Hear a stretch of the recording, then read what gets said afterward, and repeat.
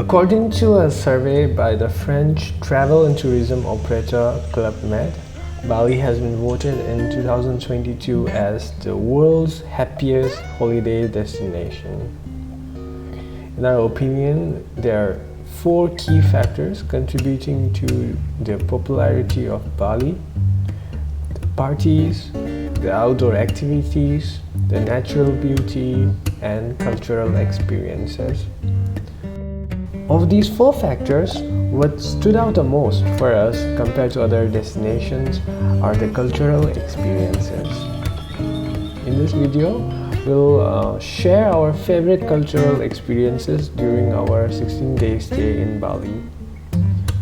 While Bali as a whole is called as the island of the gods, majority of the cultural experiences are concentrated around Ubud, and the temples are the core basis of the cultural experiences in Bali.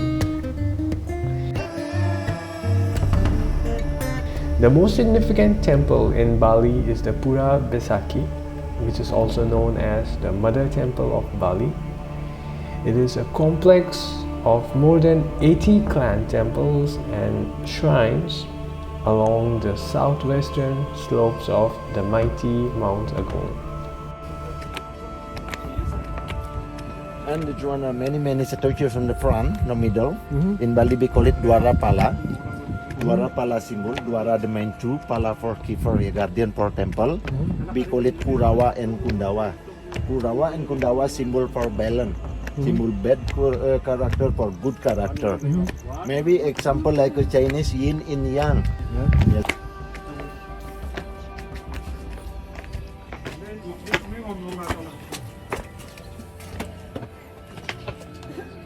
This is the main temple, the main part. Double color symbol for Siwa Raditya in Bali. Siwa symbol for wind and fire. So now maybe you have business, yeah, for good job, maybe you can praying, meditation in the body for good job, yeah, for business. You call for Siwa.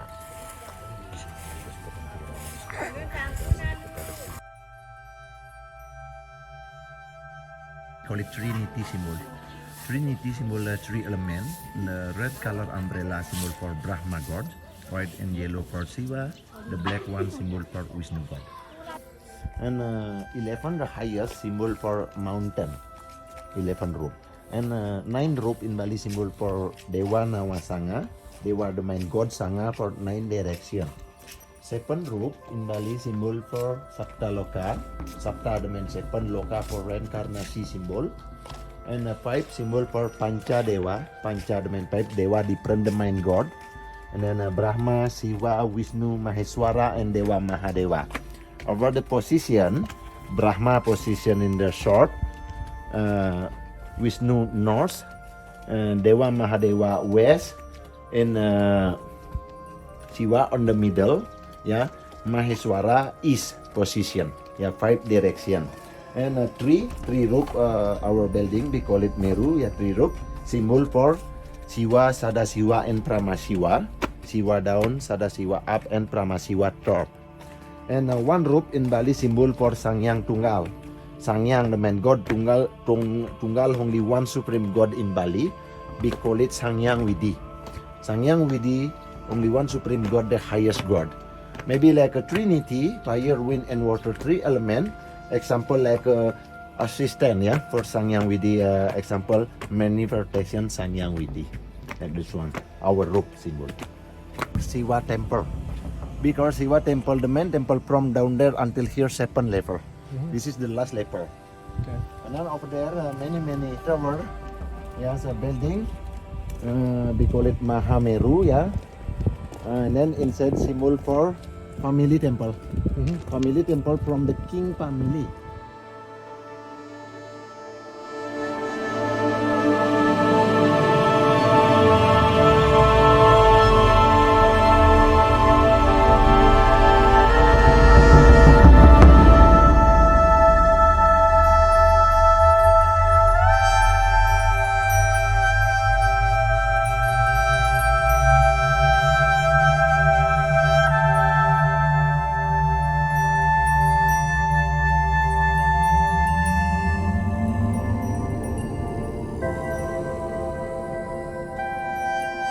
this is the after cremation. So what the people bring like open in the head. There's a symbolize soul, yeah. Symbolize soul finish cremation in the village.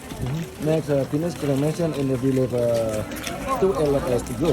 And now all family coming for praying meditation for get some holy water. Yeah?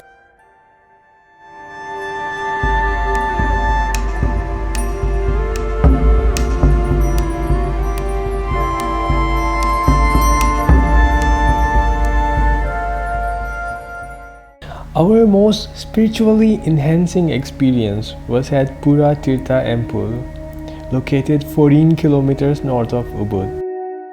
It is a water temple dedicated to the god Vishnu. Tirta Empul means holy spring. Balinese Hindus purify themselves in this holy spring to cleanse their souls and ward off evil spirits. This tradition still continues today, almost unchanged. There are 3 purification pools in the primary courtyard.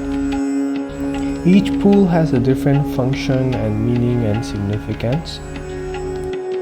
For example, the main function of the first pool, Tirta Pebersihan, is to relieve suffering from poverty, diseases, eliminate enemies, and to seek fortune, to clean the sins for the crime we have done in the past.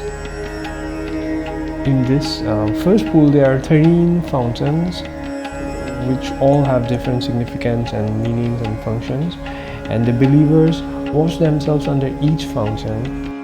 We were advised to skip the 12th and the 13th fountain as they represent death.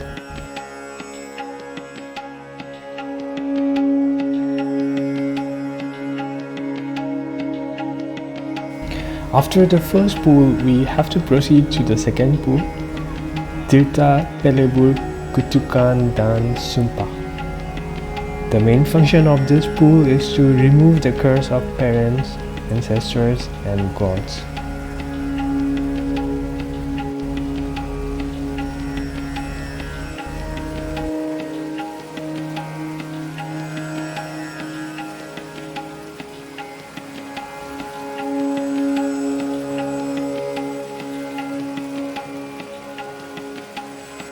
The third and the final pool is called Tirta Penyakit Berat dan Tirta Upkara.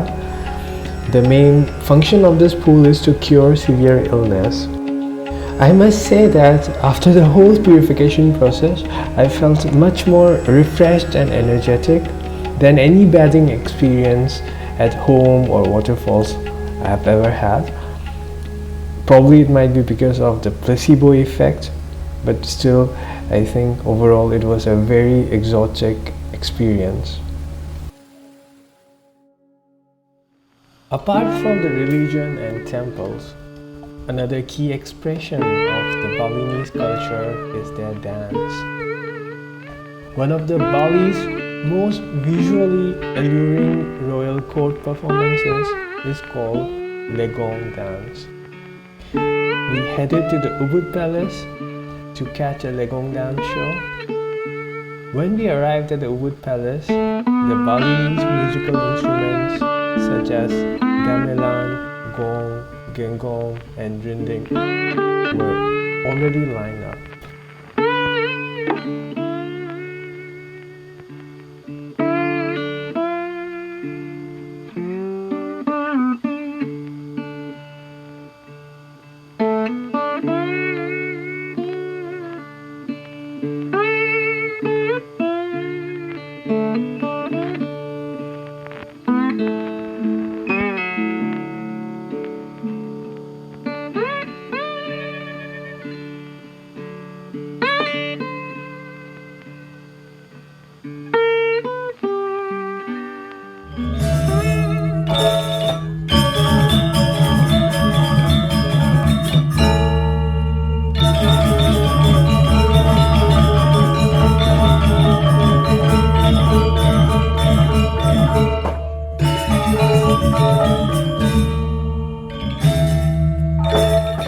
The Legong show was divided into 9 parts.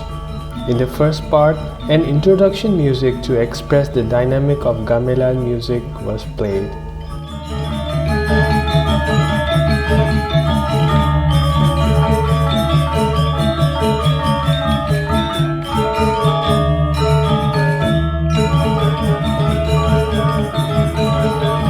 Then a welcome dance was performed.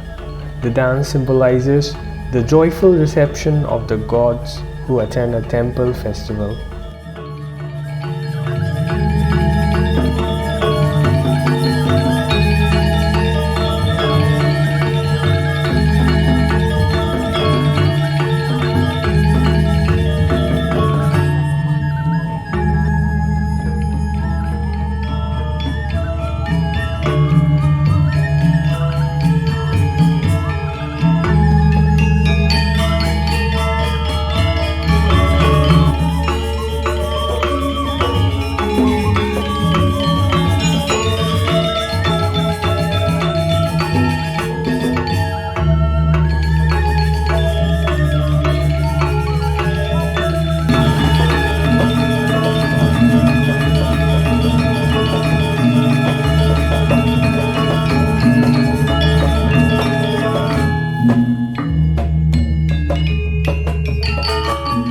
The next dance is about glorifying the manhood of a Balinese warrior.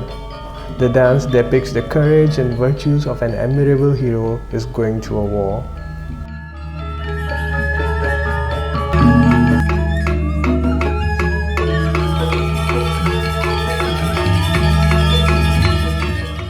A classical dance which is usually staged in the palace courtyard to entertain the king.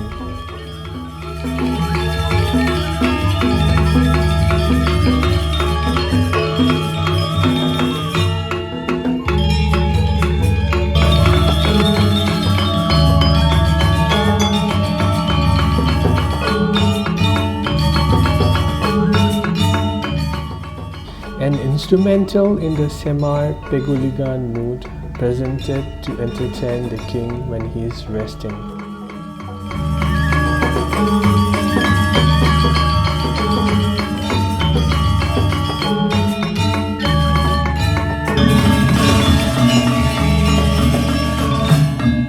This dance expresses changing moods and characteristics of the transitional period experienced by any youth in Balinese life. The movement expresses the enthusiastic energy of youth.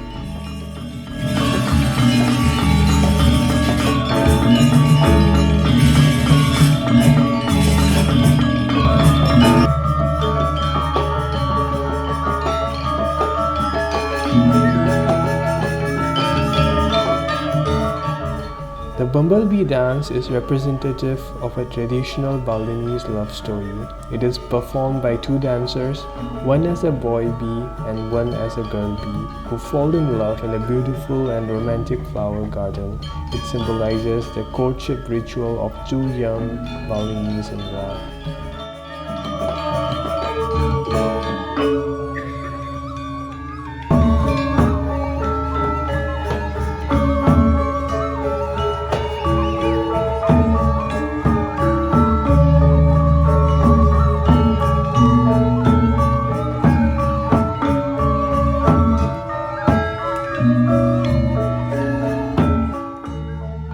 The rough and brutish nature of an old man is portrayed in this masked dance, followed by the closing instrumental music.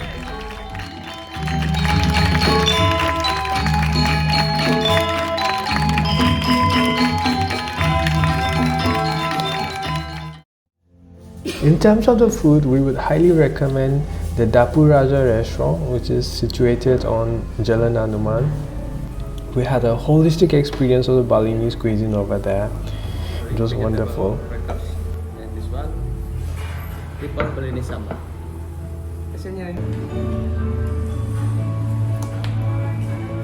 I'll replace your soup first. This one is a jugulares. It's a young banana stick, young egg fruit, and also have a pork inside.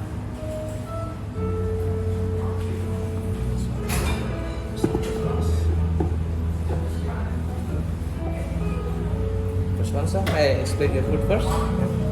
This one, It's a called yellow steamed rice. In Balinese we call it nasi bira. Then for this one, it's a barbecue pork ribs. In Balinese we call it iga babi. And then for this one, it's a roasting duck. In Balinese we call it bebek petutu. And then for this one, it's a suckling pig. In Balinese we call it babi guling.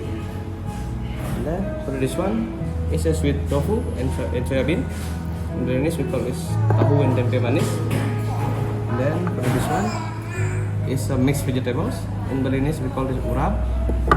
And then for the last one is a chopped tuna, and we wrap it with banana leaf. In Balinese we call it peppers.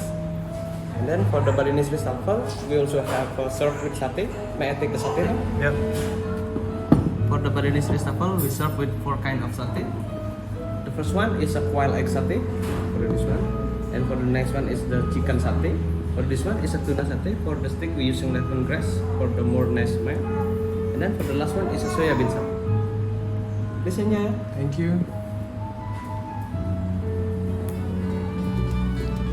Another restaurant worth mentioning is Warung Makan Burus, which is located just next to the Ubud Palace.